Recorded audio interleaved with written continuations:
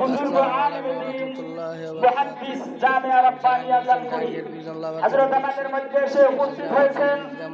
আমরা দেরি না করে যথা সময় আমরা 1 মিনিটও দেরি করব না, যথা সময় নামাজে দাঁড়িয়ে যাব এবং এরপরে খুতবা হবে, দোয়া হবে। আমরা সকলেই দ্রুত চলে আসি। হুজুর আমাদের মধ্যে উপস্থিত হয়েছেন, এখন বয়ান পেশ করবেন।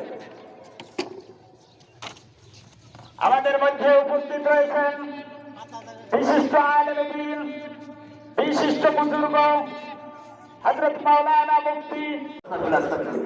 মনে করি এটা কি হয়ে গেছে? তওবা হয়ে গেছে। আসলে এই তওবা করায় আল্লাহ তাআলা গুনাহ মাফ করবেন না, আল্লাহ রাজি হবেন না। এমন তওবা লাগবে, ইয়া আইয়ুহাল্লাযীনা আমানু তুবু ইলাল্লাহি তাওবাতান নাসুহা, আই আল্লাযী তানসাহুত তাইবিন।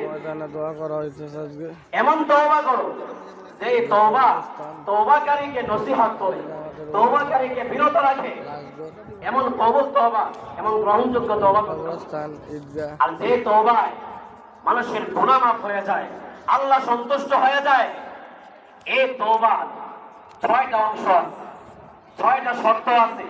এই 6টা শর্ত যদি আমরা পালন করে, রক্ষা করে, তারপর তওবা করি, তাহলে এমন তওবার দ্বারা আমার আপনার গুনাহ মাফ হবে, আল্লাহ তাআলা রহমতের দরজাও কি হয়ে যাবে, খুলে যাবে। সম্মানিত তাওহীদ জনতা,